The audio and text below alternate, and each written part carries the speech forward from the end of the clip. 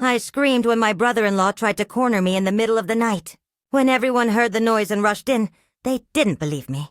They called me a liar, a tramp, and threw me out. In the dark of night, terrified and lost, I just ran with no destination in mind.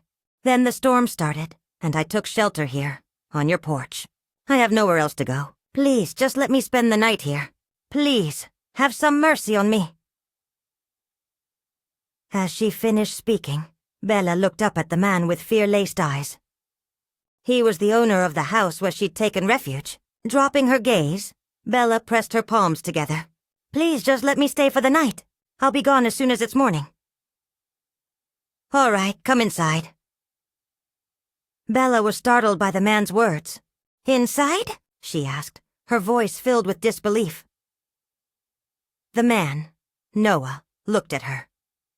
Her simple cotton dress was soaked, clinging to her body, and she was trembling slightly, perhaps from the cold. But more than the cold, Noah could see the clear terror in her eyes. Keeping his gaze on her, he said in a calm voice, "You'll get sick if you stay out here in those wet clothes. Come inside and sit down. I'll get you something dry to wear." Hearing this, Bella shrank back, huddling in fear. Her mind raced. He could be dangerous. His intentions might be sinister. Having already been a victim of her own uncle's predatory gaze, it was only natural that she wouldn't trust a complete stranger. Noah seemed to understand. "You can trust me," he said. "Besides, if I truly intended to harm you, you likely don't have the strength to stop me. It's foolish not to step toward potential safety when you're already surrounded by danger. Life is full of risks." He paused, his voice softening. "Let's say I'm a bad person. Knowing that, you certainly wouldn't want to stay here. But where would you go on a night like this? Wander the streets in this downpour? Would you be any safer out there? That's why I'm offering you a choice. You can take a chance and trust me. I will do my best to honor that trust." With that, Noah turned and walked back into the house, leaving the door open. The night was deep, the sky cloaked in black clouds. Darkness enveloped everything, pierced only by flashes of lightning that tore through the sky, followed by claps of thunder that seemed to shake the very earth. The relentless sound of the downpour filled the air, as if the heavens were emptying themselves completely. The trees swayed violently in the wind, sheets of rain cascading from their leaves. The scent of wet earth hung heavy, a profound stillness settling over the drenched world. Amid this atmosphere, Bella stood pressed against the wall of the house. Her light-colored dress was plastered to her skin, and raindrops trickled down from her hair. Rain washed over her face, yet she stood motionless, a silent figure against the roaring backdrop of the storm. Her drenched body, the earthy smell, and the drumming of the rain all merged with her silent presence. Finally, Bella looked timidly through the open doorway. She decided she couldn't spend the night out here. Going inside was the better option. Hesitantly, Bella pushed the door and stepped inside. Just as she placed her wet foot on the floor, a flash of lightning lit up the sky. Startled, she jumped back. Taking a moment to compose herself, she placed a hand on her chest, her breathing rapid. Then she tried again, stepping forward 1 foot at a time into the pitch-black house. Just then, Noah entered the living room, holding a lit candle. Seeing him, Bella flinched again. She was terrified. Noah understood. He held the candle out to her. "Here, take this. I'll get you some dry clothes." With a trembling hand, Bella took the candle. She half expected him to grab her, but he didn't.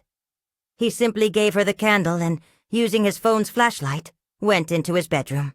In the flickering candlelight, Bella took in the living room. Moments later, Noah returned with a clean cotton t-shirt and a pair of gray sweatpants, and held them out to her. "Go to the guest room and change. If you're still scared, you can lock the door and sleep in there." Without a word, Bella took the clothes with a shaky hand, and, holding the candle, went into the adjoining room. As soon as she closed the door behind her, she let out a breath of relief. She realized with a jolt that Noah was alone in the house, which only heightened her fear. The clothes were huge on her, but they were dry and warm. She rolled up the sleeves of the shirt and pulled the drawstring on the sweatpants tight. Just then, A gentle breeze extinguished the candle. In the darkness, Bella tried to find the bed, but tripped over something and fell. Hearing the thud, Noah, who had been sitting on the sofa, came to her door. "Are you okay?" he called out from the other side.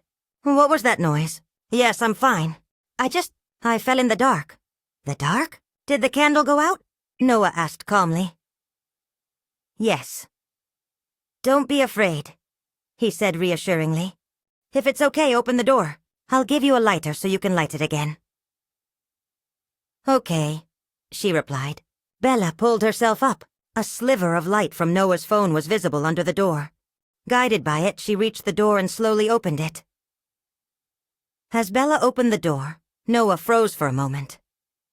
Outside, the rain fell in a relentless, shimmering curtain. Darkness was punctuated by flashes of lightning that illuminated everything for a split second, before plunging it back into shadow. And there, framed in the doorway, stood Bella. She was swallowed by the oversized gray sweatpants and the faded band t-shirt. Her wet, unbound hair tumbled over her shoulders, with droplets of water trickling down her forehead and cheeks. She wore no jewelry, no makeup, and yet, in this vulnerable, unadorned state, there was a raw beauty to her that caught him off guard. The wildness of the storm and her quiet presence created an indescribable scene, a silent poem forming in his eyes. After a few moments, Noah snapped out of his trance and took a lighter from his pocket. "Here, light the candle. There's a towel in there. You can use it to dry your hair." "Okay," Bella said softly, taking the lighter. She hesitated before closing the door, seeing Noah still standing there. She wasn't sure if she should close it or not. Noah, without another word, turned and went back to the sofa. After drying her hair, Bella left the candle in the room and came out. She saw Noah sitting on the sofa, lost in thought. "A bit curious," she asked from a distance. "Aren't you going to sleep?" "No, you go ahead." Noah glanced at her for a moment. "I'm not sleepy," Bella said in a quiet voice. She then sat down on the floor, keeping a safe distance from him. Noah understood. The girl was terrified of him. She was probably afraid he would take advantage of her if she fell asleep. If she locked the door, how could I take my chance anyway? "Give me a break," he thought to himself with a wry inner smile. Out loud he said, "So your uncle treated you horribly, and your own family didn't believe you? They were able to just throw you out?" "I don't have a mother or father," Bella replied, her voice hollow. "If I did, my life wouldn't be this hard. I wouldn't have to work myself to the bone just to get by. I wouldn't have to endure abuse from anyone. If I had parents, maybe I would have been raised like a princess, too." Tears welled up in Noah's eyes. "Then I'll do it," he said, his voice thick with emotion. "I'll marry you.